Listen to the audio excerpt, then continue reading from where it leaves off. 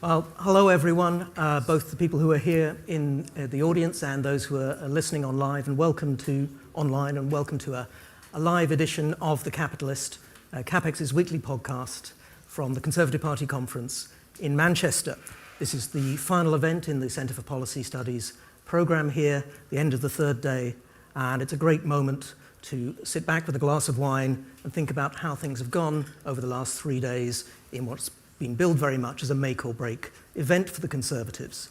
And joining me to discuss all that, I have two guests who really need no introduction. Very much looking forward to hearing their point of view. We have Graham Brady, now Lord Brady, former MP and long-time chairman of the 1922 committee, and Tom Harwood, deputy political editor at GB News.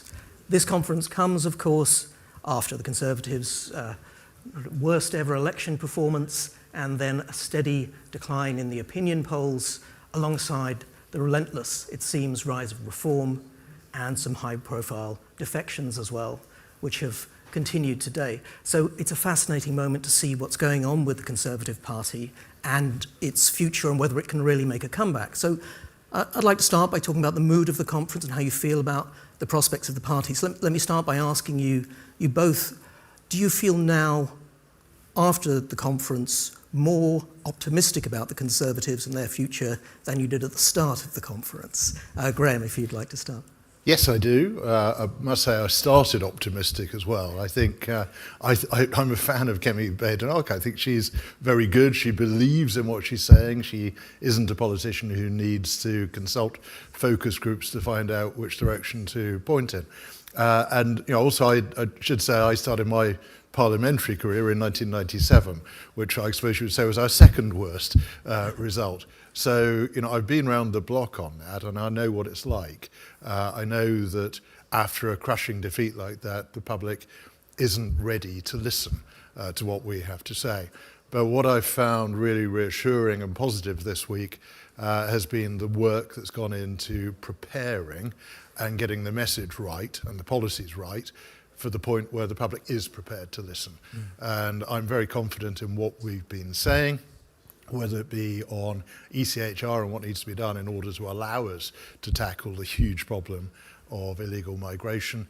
And most important from my point of view, I think, is what's been said on the very serious fiscal situation that we face, because we are the only party that is recognising the seriousness of that, and the only party which is prepared to put forward serious policies to address it.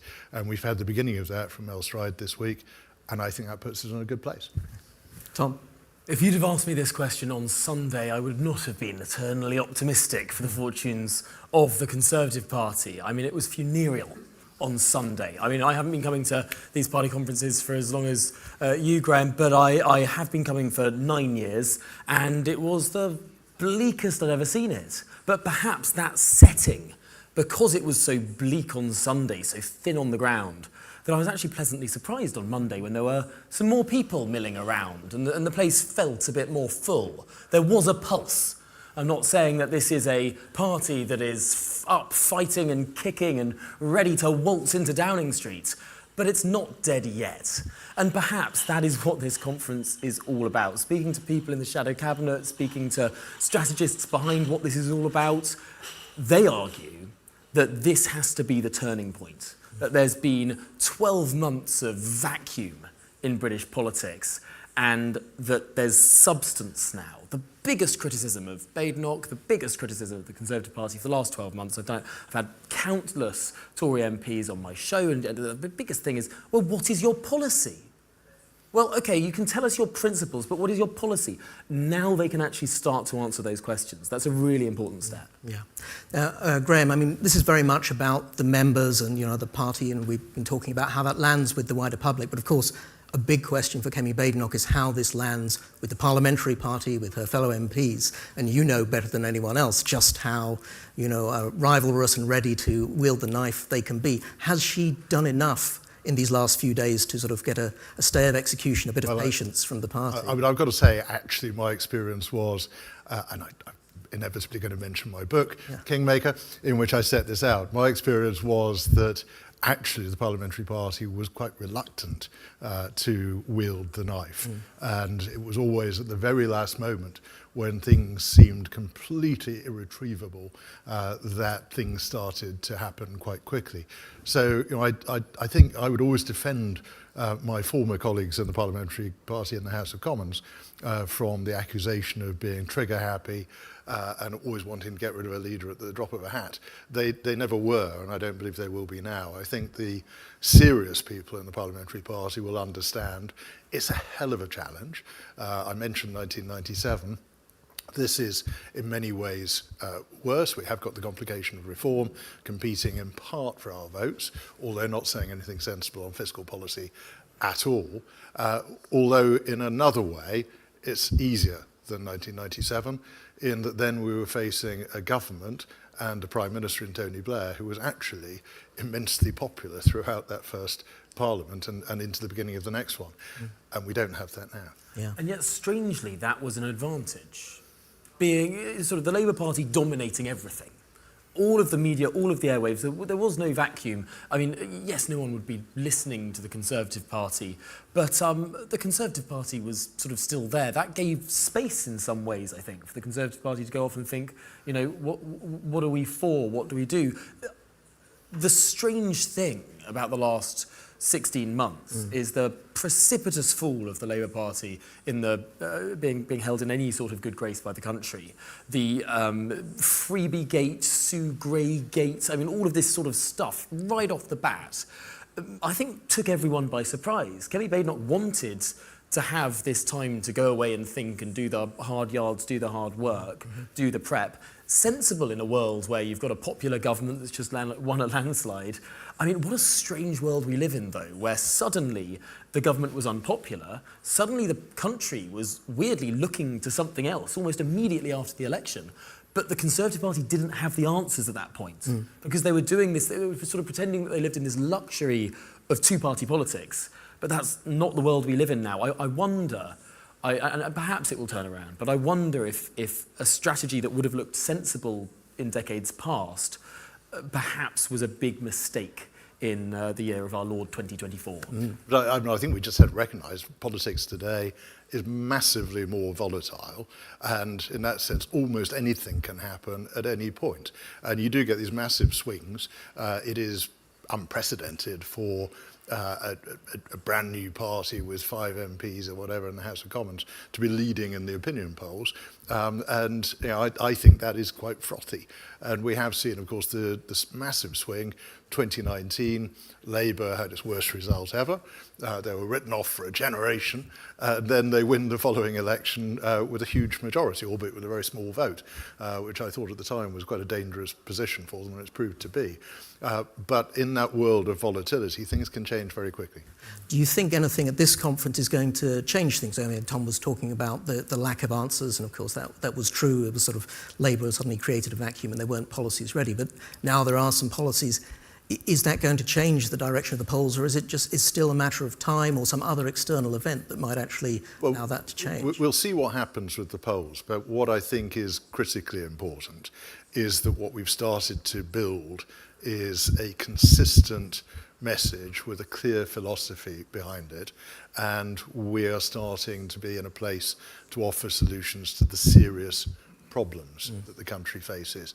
And nobody's been doing that for a long time. And of course, it's a legitimate criticism of the Conservative governments over the last several years that we did get ourselves into a place where we were continuing to spend and borrow and tax, and we went into a general election with the highest tax burden since the Second World War, and all of those things which always would have seemed unthinkable for a Conservative government to do.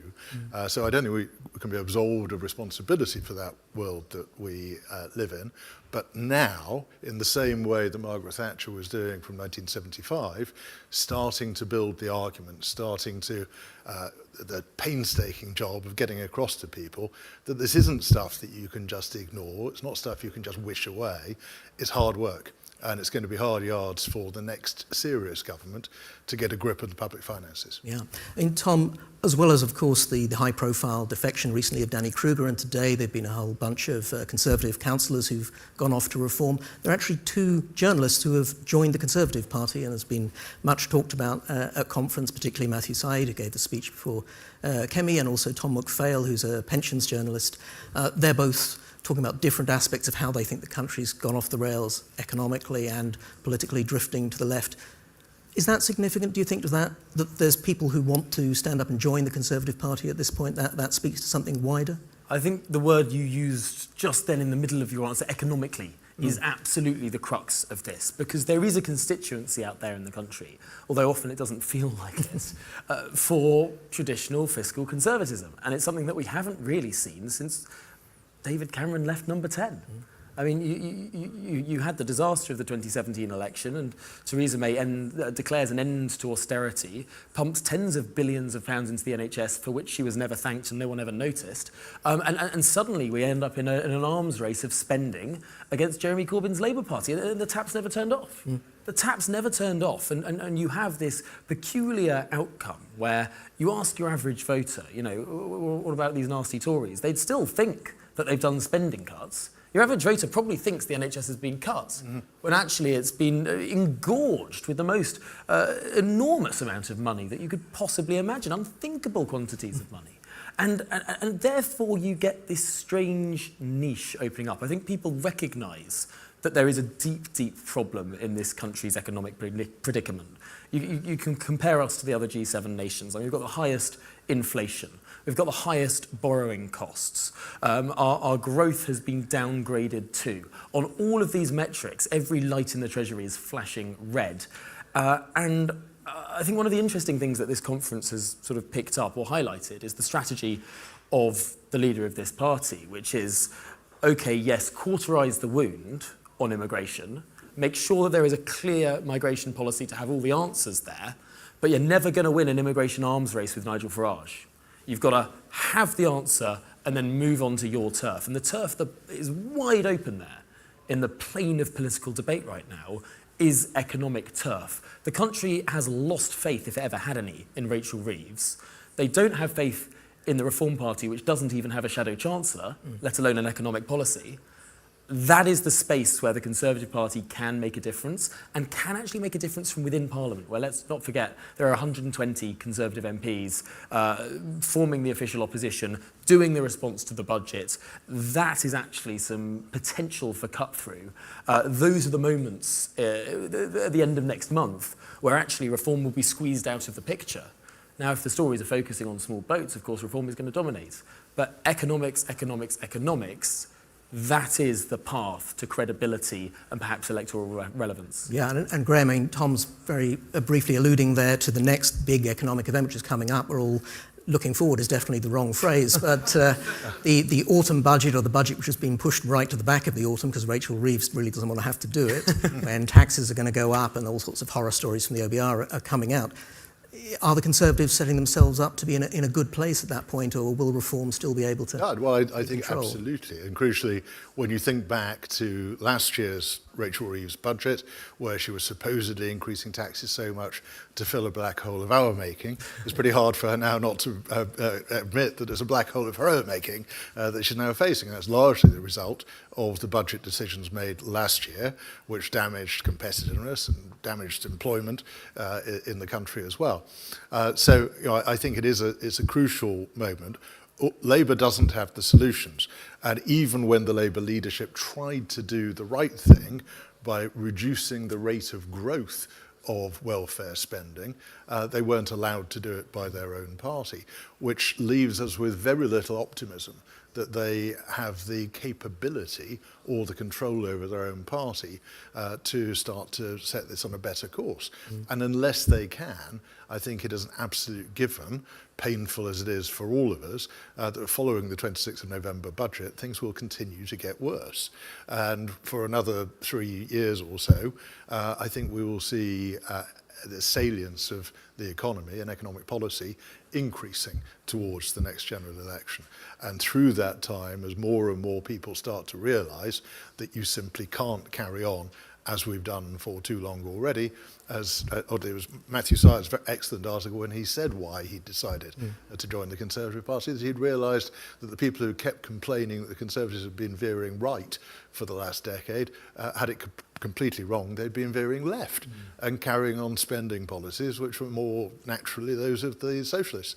So the socialists will carry on doing that. We'll carry on facing tax increases, lower competitiveness, more difficulties for businesses, more pressure on employment, and people who are already feeling a lot of pain and a lot of misery will likely be feeling a lot worse, and they'll be looking for new solutions. And that's what I think we've been building at this conference. But if I can press you on that, because of course the problem here is one of public trust, and you talk about the not very fiscally right-wing things that the Conservatives have done in office in recent years, increasing the size of the state, increasing taxes to record levels. How does the party shake that off? How does Kemi Badenoch say to the public in a way that they'll trust, no, we're not going to do that next time? Well, I think you keep battering away, you keep getting the message across, you keep putting the argument. And, again, the Centre for Policy Studies has been looking back at the 50th anniversary of Margaret Thatcher becoming leader of the party, and this conference, of course, is marking the centenary of Margaret Thatcher's birth. The story of those years, 75 to 79, was one of painstakingly building a new consensus, that things had to be done differently, that post-war consensus had failed. And we've got to get that message out there again, and we've got to persuade people again, and we've got to remind them that there is a solution there. And I come back to the point, and the reason as I'm a fan of Kemi Badenoch is that she believes this. And I think that the public does have a nose, ultimately. When they get to know politicians, they get to know the ones that they can trust, the ones who actually mean what they're saying, the ones with that authenticity, and the ones that are so crooked they can't lie straight in bed. Well, Tom, what do you think? Because I think this goes really to the heart of it, right? Yeah. Is the public's nose going to sniff out authenticity in this new Tory party, or are they just going to say, no, I'm going to roll the dice on reform because I don't trust them? No Tory politician can say anything about policy without having two words thrown in their face within a gnat's crotchet of finishing their sentence, which is 14 years. 14 years. And that is just something that is very hard to answer. If you say we're the tax-cutting party that's going to come in and liberalise the economy and make your cost of living lower, the immediate response that people will have was, hang on, weren't you the guys that increased my taxes and made my cost of living higher? It's the same question that is now making life difficult for Rachel Reeves that helped the Labour Party win the last election in the first place, which is the Reagan question of 1984. Are you better off than you were 4 years ago? Demonstrably, in July 2024, the answer every man, woman and child in this country had was no. Because whilst Rishi Sunak did an admirable job in getting inflation down to 2%, one of the really interesting things that no one in this room clearly will believe, but a surprising proportion of the public believes is, well, you've got inflation down, why aren't my prices down? The price level they associate with inflation in the way that we've cut inflation, we've halved inflation, we've done all these things, but those prices are still going up. They're just going up by a smaller percentage. And so people don't trust the politicians who they keep telling them that their lives are getting better, but they go out and they buy their milk and they buy their eggs and it's not getting better. It might have stopped getting worse quite so rapidly. So there's just that fundamental break in trust. I think that trust has been broken with the Labour Party now too, which is why the vote has found another place to go so quickly. But if we were all reading our FT yesterday morning, we'd have seen that there are some places that the Reform Party are now running that promised massive spending cuts in their county councils. Kent County Council is going to be raising council tax by 5%, their maximum legally allowed amount, because Reform went in there and they tried to find savings and they couldn't find any savings, and now they're going to raise taxes. And I think the more examples that you have of that to point to actually the sort of magic party that says it's not going to do anything that the other two parties have done, well, if they start to look like professional politicians in the way that everyone else does, then you're all starting to play on a more level playing field. But that will take time. Well, let's turn to the detail of policy, because there have actually, as we were saying, been a whole raft of things that have been announced here after a long sort of drought when there was just talk that they were going to wait even longer than this, but they've rolled all sorts of things out. Start with leaving the ECHR, which has been, you mentioned that earlier, Graham. That's been put forward as something that all Conservative candidates who are standing at the next election will have to be signed up to. You were very positive about this. It seems to have a sort of good sense with the public, but there's some criticism that this might be a sort of narrowing of the party. Is this a sort of natural, necessary purification to sort of create a party that's coherent again? Or I wouldn't like to see it in the terms of a purification of the Conservative Party. What I do think is that we had reached a point over the last several years where whatever government tried to do to get a grip on illegal immigration, and we tried to do a lot, and we had by far the toughest laws put in place anybody had ever had, and of course we had the Rwanda scheme, which was never allowed to happen. Whatever we did, it couldn't work because you could still have a judge saying, no, that flight can't take off, saying, no, you can't send this person back to wherever. And I think when you've got a situation where the British public is so sick and so angry about this problem, which never gets less and always gets worse, then we've got to be able to do something about it. And the idea that you go out to the country and say, we can win an election, we're going to have these even tougher policies, we're going to be able to send illegal immigrants home without any difficulties at all, and not say, and this is how we can do it, and stop the judges from saying no credibility whatsoever. So it's not an approach that I'm comfortable with. I like a big, open, diverse party. I think we are a broad church. But I think we've reached a point where on something which is often the most important concern of the public, if you simply cannot address it in any way, then you've got to do something to allow it to be addressed. And we've got to bear in mind, what for decades was a kind of holy cow. You couldn't talk about the ECHR being a problem. Now we've had David Blunkett and Jack Straw saying this is a problem. You've had Jonathan Sumption, the former Supreme Court, saying there are reasons why this isn't what it used to be. It's now politicized. It's now being used to do things that it was never intended to do. Actually, things have moved on, and we've got to be able to address that, and we've got to be able to answer the concerns of the British people. And Tom, the Conservatives broke all their manifesto promises on immigration as one of the sort of biggest betrayals of what they went to the public with, clearly. So they have the biggest problem, I think, here in public trust that we were talking about earlier. Do you think this is a sort of big enough offer that maybe they can't win the battle with reform for this sort of policy, but they sort of stanches the wound and could make people think, well, I can see that is a credible one? Yes, necessary but not sufficient. I think there are some big policy, not necessarily policy, but communication elements of what has been happening over the course of the last 12 months that I just find baffling. I mean, the Conservative Party has a shadow foreign secretary who happened to be Home Secretary at the time in which the wheels came off the car and the number of visas issued reached almost 1 million. Almost 1 million, no, that wasn't even numbers of visas issued, that was over 1 million. The net number in the peak year of migration 2023 was 934,000 people, net, coming into the country.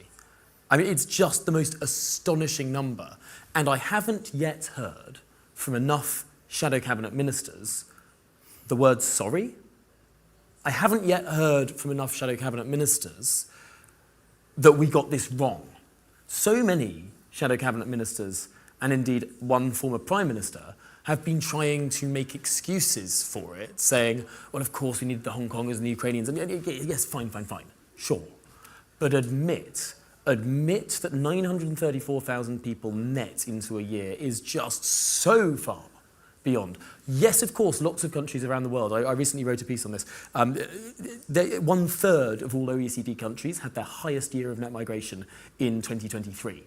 There was a phenomenon around the world where people liberalised their labour markets as a result of labour shortages in COVID. But surely the line that the Conservative Party has to take is we implemented a new points-based system of migration for the first time, and we calibrated it horrifically. We got it really, really wrong. We had no idea that 934,000 people would be coming in 2023. And had we known that, we wouldn't have had all of these different routes and this low threshold for points. But the good thing about the new system is it can be calibrated, blah, blah, blah. I haven't heard that answer. Astonishingly, from this shadow cabinet, more often you hear from certain individuals a defence of what happened rather than an apology followed by a this is what we're doing to fix it answer.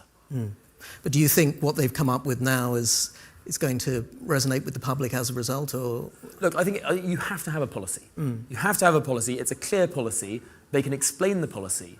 But the public don't go through policy documents. It's great that Lord Wolfston has written a 200-page report. Not a single voter is going to read it. I mean, what really matters isn't just that you have a policy, but you have a communication strategy. Because Lord knows Nigel Farage doesn't have a policy, but he's got some really great communication. So, I mean, these two things have to go hand in hand. Yes, I think the policy is solid, and I think one of the most remarkable things about the last 3 days, actually, is how well it's gone down. No, how little I've heard from those who oppose it. I mean, had Kemi Badenoch come out of the doors and said, we're going to leave the ECHR, I mean, I know people who are parliamentarians who decided to back Kemi Badenoch rather than Robert Jenrick and said that they would think about quitting the party if Robert Jenrick became Tory party leader at the last leadership election on the ECHR issue. One member of the Lords said this to me in terms. He would leave the party if that became party policy. No one's saying that now. Now, part of that is the existential issue that reform is doing rather well in the polls. But surely part of that is all of the legwork that has gone in to build a consensus within the party, which I suppose is to be commended. There hasn't been a big bust-up, a massive split, as you might have expected if this was sort of rushed into. Well, let's turn to the other sort of leg of policy. We've got big banners up here in the hall that say stronger borders, stronger economy. So that's the sort of double offer that's being put forward at the conference. We've talked a bit about borders there. The other is the economy, and Mel Stride came out and made a big speech. He was brave enough to talk about spending cuts, as you were saying, Graham, something that Labour is finding very difficult. But clearly, if you look at the numbers, there's got to be some appetite for 47 billion in spending cuts. He was promising that the Conservatives, again, speaking back to their record, weren't going to do sort of unfunded promises again, and that they were going to look at it. So that was, levelling with the public. But does that really cut through? Tom was talking about the problem of communication here.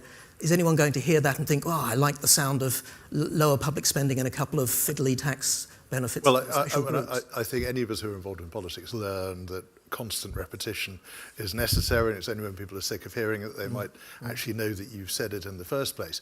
But I think there is a point in communication that plays in favour of this strategy. Which is that people are always used to hearing things that they want to hear. They know that politicians like to tell them things that they want to hear. But when you start telling people things which are quite painful, and you start saying things which are not going to be popular, you start saying we're going to have to make some cuts, we can't carry on throwing more and more money at everything. People maybe are hearing something they're not used to hearing from politicians, and I think that makes people sit up and think, oh, maybe these guys are actually going to do something different now. They're not just prepared to tell us anything we want to hear, they're prepared to tell us the truth. And my experience over a long time in elected politics was that when you actually level with people and tell them the truth, whether it's comfortable or not, you get some respect for it. And people are, in my experience, the British public is far more mature and intelligent and able to accept some difficult and unpopular messages because they think it's serious.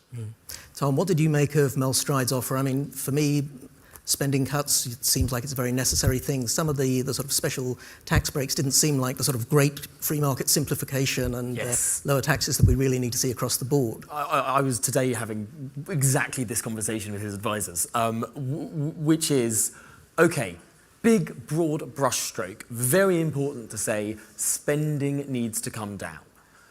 A lot of Labour politicians will behave like it is an inevitability that there have to be 20, 30 billion pounds worth of tax rises come the end of next month. That is not an inevitability. That is a political choice. It's an inevitability that we can't borrow more and more and more and more, especially with borrowing costs being the highest in the G7, especially with borrowing costs being higher by some measures than they were under Liz Truss.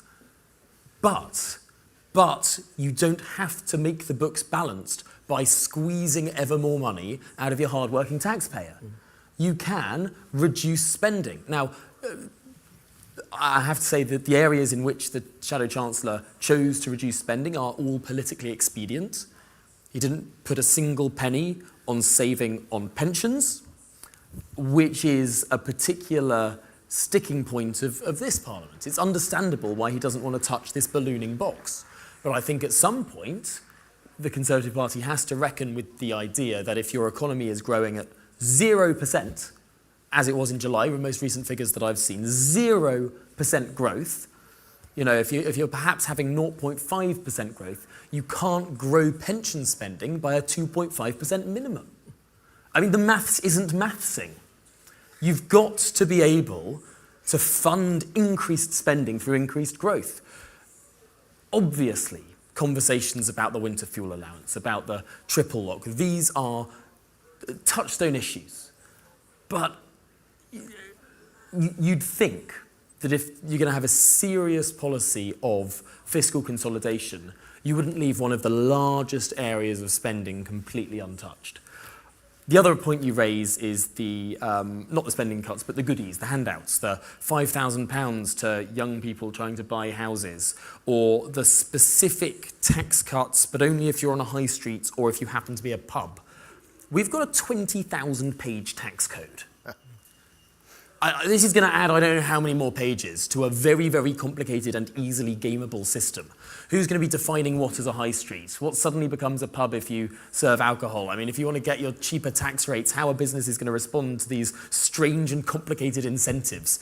I mean, it would be nicer if we made a simpler, lower, flatter tax system. But instead, because there is no growth in the economy, because it is far too difficult or expensive, I hate using the term expensive to find tax cuts, but you know what I mean. Because that's too much of a commitment, what you get is yet more fiddles around the edges and an even more Byzantine tax system, which is not good for growth. Anyway, what would you say to that, Graham? I'm afraid it's a very boring consensus. I grew up in the 1980s and got involved in politics first in the 1980s and was imbued with the idea that you had fewer breaks and lower rates. And even the pure simplicity of the message, I think, is important. And I've told the story many times. When I was involved in student politics, I'd just been on a panel with people from the other parties, and I'd answered questions on a whole variety of different things, from housing to tax and criminal justice. And afterwards, a friend said, "How do you know what the Conservative policy is on all those things?" And I said, I don't need to. And there's a point when you have that consistency, that clarity, you just know where you stand and where the party will stand. And we need to get back to that. We need to get to the point, one of my colleagues in the House of Lords, Michael Forsyth, where I told him the story, he said, "You're so right, we used to be able to finish each other's sentences."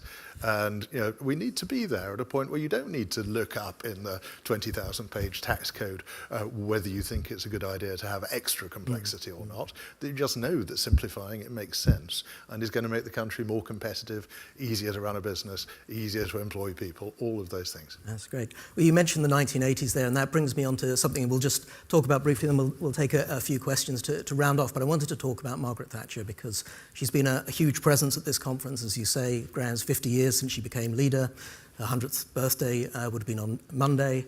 And of course, very important to us here at the CPS and CapX, where she was co-founder of the CPS.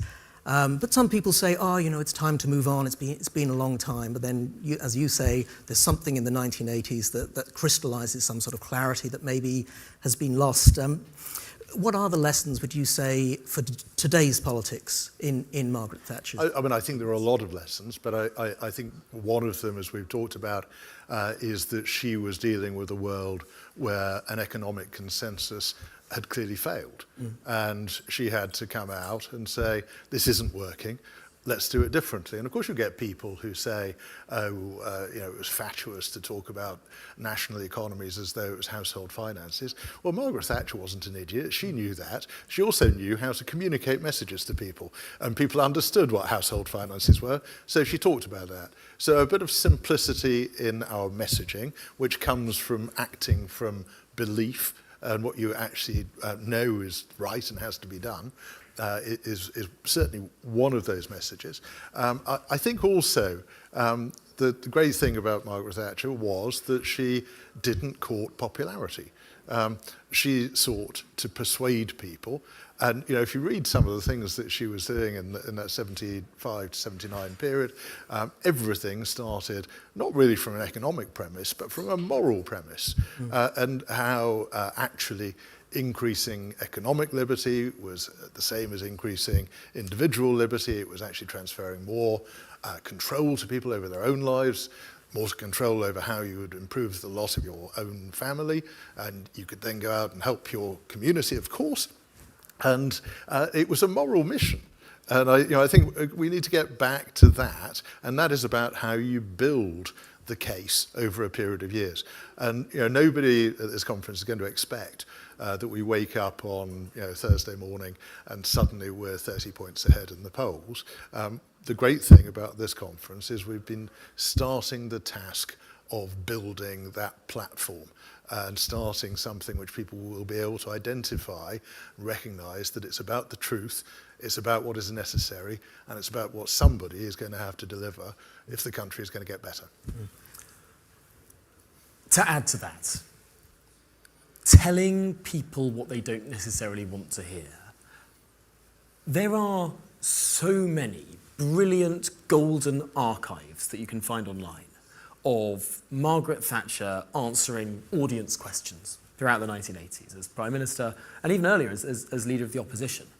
And one of the standout things she does, in all of these different things, people say she got harder as she got older, perhaps, but in all of these things, there will be people who take issue with her, and she will do battle back, and she'll enjoy it.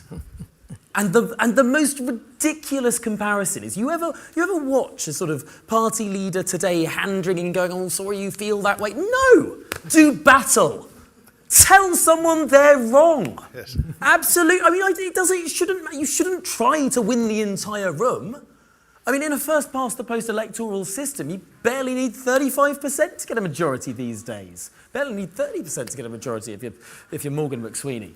But it is absolutely extraordinary that you had such a clear and driven leader who would be willing to tell someone absolutely no on anything from economic policy to the language that she uses. There's one of these things, I think it was a BBC Question Time Leaders special, where someone in the audience goes, "Why do you always use militaristic language? Why is it always a battle for you?" And you can imagine a politician today just going, "Oh, I'm so sorry you feel that way. I'm sorry you're offended. I'm so sorry." She goes, "Well, it is a campaign, is it not?" And it's just stupendous. And you can't imagine any modern politician doing a put down to an audience member. But perhaps that's where we need to get back to. Perhaps that's where there's a bit of Thatcher in Nigel Farage, because he's willing to be Marmite. Whereas today, far too many people want to be loved by everyone and end up being hated instead. Well, fair warning, we're about to have some questions that Tom may feel like giving you a put down, so I don't know if you want to risk it or not, but yes, we start with the gentleman at the back there. So, given the Conservatives' position at the moment, obviously with polling not going our way, and we're going through a very well-publicised policy renewal, as you've alluded to, the economic policies announced at this conference are perhaps fiddling around the edge and are not necessarily some of the big, bold moves that could have been made. Do you think our position at the moment lends itself to making perhaps more braver moves on things like maybe capital gains or, dare I say it, the triple lock? Yeah, there's time for more bravery. Yes, absolutely. But I also think that this conference isn't about building the complete manifesto for the next election. I think my colleagues in the Shadow Cabinet have been very clear and upfront that this is a beginning, and it's about setting a course. And I think the message is clear and the direction is clear, and we will have to go further and we'll have to set out more things as we move forward. But you do it by that consistency of message and making sure that everything that is said fits with the principles. I think that there is some really positive news in the arguments that are being made. Not just the sort of, oh, we'll cut your taxes or oh, we should reduce spending, but actually having itemised spending cuts. This is where we'll do it. You know, we're going to take 29 billion out of welfare. We're going to take 9 billion out of foreign aid. You know, easy. I mean, easy things for a Conservative to say to a piece, absolutely. Little bravery, but the strategy matters, because that means that next month Mel Stride will be able to stand there at the dispatch box, or indeed, wait, if it's a budget, it's Kemi Badenoch, isn't it? Kemi Badenoch will be able to stand there at the dispatch box and stare down Rachel Reeves and say, you've chosen to raise taxes by tens of billions of pounds. We have a plan to instead cut spending by tens of billions of pounds. And it will be a clear as day political choice. It's obviously really hard to do anything substantive with economic policy 4 years out from a budget. I mean, it's 4 years out from a general election. There are going to be at least 4 budgets in that time, at which point taxes will rise and fall, the growth rate will be completely different. I mean, what has been announced today will in no way, shape or form end up in the manifesto in 4 years' time. There's just no logical way that that can possibly happen. But what it does give the party leader and indeed any party representative is a foundation, is a platform on which they can stand to whack Rachel Reeves repeatedly over the head with a policy that is actually costed. And that's something that currently the Reform Party can't do, because they come up with funny numbers that don't seem to bear much relation to reality at this point in time. And that's a crucial point of difference. So I think it's a short-term strategy with an overarching long-term aim, but those brave choices would, in the words of Yes Minister, be a very brave choice to make at this point in the electoral cycle. Yeah. And I should add to that one thing which I think people haven't necessarily noticed so much, which I think is quite strategically clever, is Claire Coutinho's, we haven't talked very much about the energy policies, big changes on that coming out of the Climate Act, but she's also talked very specifically about the cost of living and energy bills and said, we would cut the carbon tax, the government could do this tomorrow and your energy bills would come down. They're not going to do it. That is another example of how they can position themselves, so when it comes up in debate, that's potentially good for them in the sort of medium term. Bruce here at the back. Wait for the microphone, please. This is the 50th anniversary of Margaret Thatcher's first party conference as leader of our party.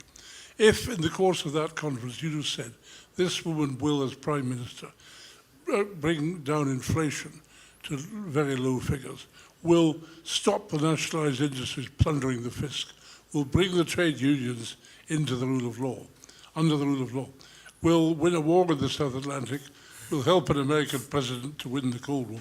And someone else said, people said, you're mad, you're off your head. You've been sitting in the sun too long without a hat. Now, I'm not saying Kemi Badenoch is a second Margaret Thatcher. I think we've got to give the girl a chance to show her paces. And the other point, Tom's point, is crucial. Repetition. That's what Rishi, who was a Wickhamist, as a politician, he was more of a Wickhamist. But he should have been, every minister should have said 2 words. You mentioned 14 years. The word should have been COVID and Putin. This is why we had the tax burden went up. This is why inflation went up. We never got that. I'm not saying we could have won the election, but I think if Rishi had been a bit of a politician, dear fellow though he is, we'd have done a bit better. But now we're getting some things to say. Strong borders, strong economy. We've got to repeat them. Repetition. The public, as we're public, and suddenly you've been repeating the same point 50 times as a politician. You're fed up with the words. You can't hardly bring them out without gagging. And suddenly the public will say, hey, that's a good idea. Why haven't you told us that before? It's such a good point, and I'm sure everyone in this room can tell me what Keir Starmer's father did for work. The Prime Minister cannot use the word toolmaker without eliciting a laugh from any audience he stands in front of. But I was speaking to a pollster last week at the Labour Party conference who told me the percentage of the British public who actually know what Keir Starmer's dad did for a living is 19%, despite comical repetition, to the point that my ears were bleeding during the last general election campaign, because my goodness me, how many more times do I have to hear that your bloody father was a bloody toolmaker? But only 19% of the country actually heard it enough to remember it. I mean, doesn't that tell you how much repetition is actually needed for a message to sink beyond the highly politically engaged? I mean, that is just the most extraordinary example of a slightly depressing phenomenon. It also shows that Keir Starmer has a remarkable ability to switch off an audience. They don't remember anything that he said at all. Possibly true. But Bruce was saying something there too about Margaret Thatcher. Graham, I mean, at her first party conference, didn't necessarily look good at a second party conference. You know, the Conservatives were down at 23%, Labour were down 23%. That was the high watermark of SDP and Liberals. Brixton was rioting, you know, inflation very high. Didn't look good even then. She needed time. Does Kemi Badenoch still have time to turn things around? I think she will have time. I think the party's got more sense than to think. I mean, we did try it a bit over the last few years. A constant cycle of changing leaders doesn't solve all your problems. So you know, I think the party will have the sense to get behind Kemi. I think she's going to demonstrate character and purpose. She's got some steel in her. And I think, Bruce, that you're absolutely right, of course, to expect at a first party conference that everything is going to be delivered and everything is going to be obvious about what you could achieve in government would be a nonsense. What we've got to do is establish Kemi's character, personality, and start to get her to the point where, you know, I just remember campaigning in the 1980s for Margaret Thatcher when you would hear endlessly from people, I don't necessarily like her, but I respect her. Because they knew that she was going to give it to them straight, and they knew that she had the country's interests at heart. And those are the kind of messages we've got to drum home. And I just think, because it's true with Kemi, we've got a chance to establish that in people's minds. And yet, let's not be too rosy about this. There are going to be local elections in May. Sure. The Tories could possibly come fifth in Wales. I mean, the Conservative Party could go in Scotland from the second largest number of seats in the Parliament to the fourth or fifth. I mean, these are going to be massive, massive shocks to the party. Similarly, I mean, the metro mayors, I mean, plausible that the Conservative Party will not win a single one. And these are places that should be true blue heartlands. I mean, this is going to be, it's going to be Essex, or Greater Essex as it's being called. It's going to be Hampshire. It's going to be Norfolk and Suffolk. I mean, these should be sort of some of the bluest parts of the country. But there's a very real chance that none of them will go deep blue, and instead will go a much lighter shade. And that will be a moment of absolute terror in the hearts of so many MPs who look at their areas and think, my goodness me, that conference wasn't a turning point. Things haven't got better. That becomes a real crucial moment of jeopardy. Yeah. Although, as you mentioned earlier, Tom, it's just possible that enough of a record of reform failing to deliver in local government might give people pause by the time of those local elections. Providing they pay attention. I suppose They will if they're paying the extra 5% in Kent. I suppose one small upside of the recent councillor defections is that those are people who will not lose their seats to reform come the election because they've already gone over to reform, so they won't be in the electoral figures. Any more? Yes. Yeah. Yeah. Thanks so much, both. Tom, you're speaking about bold choices, and I want to raise something that's incredibly bold, which is, you mentioned the black hole that has been the NHS in terms of sucking in more and more and more and more of government spending to squeezing out all the other departments. And yet what's been quite ironic, seen through this conference, you know, just across from us, the sort of things celebrating winter fuel payments and winning on that. You know, we dare mention in hushed tones the triple lock. I've not heard one person say anything about potentially, maybe even a little bit, reducing spending to the NHS. Yeah. Because they've got a brain. I think there's a real danger here. So we were talking earlier about the economy being the Conservatives' ground, sort of the issue that the Conservatives could begin to own. There are three issues that are always dominant in any electoral cycle. You look at any sort of big poll, sort of on the day, what are the issues that people care about? It's economy, migration, health. Big three. And strangely enough, the big three parties right now, you could pretty much map Labour onto healthcare, Reform onto migration, and Conservatives onto economic issues. If you make healthcare an issue in the campaign, that does not help the Conservative Party. That helps the Labour Party. Even if you think that there is a marvellous new policy, a sort of a Dutch form of healthcare reform, I mean, it could work better. It's not going to win a single vote. Not a single vote. In fact, it will lose many votes, and it'll jeopardise the rest of the agenda. The NHS sort of has to sit in that box because ultimately, if you are talking about healthcare in this country, that is something that the Labour Party has come to own. Erroneously, the country believes that the Labour Party was the sole creator of universal access to healthcare in this country, when actually the first white paper was the Conservative Minister Henry Willink in 1944 under Winston Churchill, and he had a much less Bevinite policy of not nationalising all the hospitals and having a sort of more European style of... Anyway, we're getting into the weeds. I think it would drag the conversation to turf that the Labour Party is far too comfortable with, rather than dragging the conversation to the areas where the Conservative Party should be more comfortable with, which is economy. I mean, I would say there are two things. One, they're not mentioning it because they're not stupid, quite right. The other point, which is more difficult, is that with an ageing population, I think it's very unlikely that we're going to be able to reduce spending on health. So it's likely that the spending, however it's done, through whatever mechanism, is going to continue to increase over time. What really matters with health is what you get for the money that you put in and how you can actually make the system more efficient. Well, quite difficult to make it less efficient. We're starting from a very low base. A huge amount could be done, but I think that's where we've got to get clever and have some serious messages that will start to persuade people we can get more out of the money we spend on healthcare rather than cutting it. Well, we're starting to run out of time, so let me just ask you both one final question, just to finish off with, just very briefly, which is, you know, we talked about all the various announcements that have been made. There have actually been a lot of announcements after this long period of quiet. Which one do you think is the most important, the one that you think you're most impressed to hear, and why? Graham? Well, you know, obviously the ECHR was an eye catcher, but for me, the most important is the willingness to address the need to tackle public expenditure and to start to get that message out there and start to win that argument that we actually need to be spending less so that we can borrow less and tax less and people can start to be better off.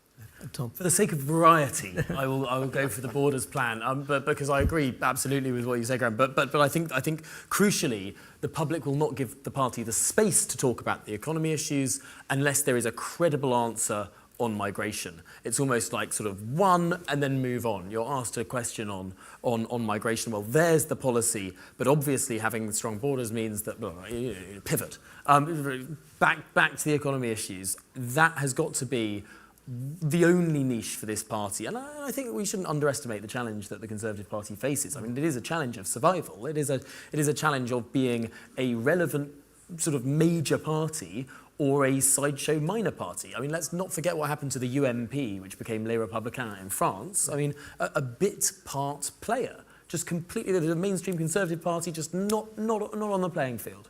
And similarly, you've seen this for the centre-left in the sort of pacification that occurred across southern Europe in particular.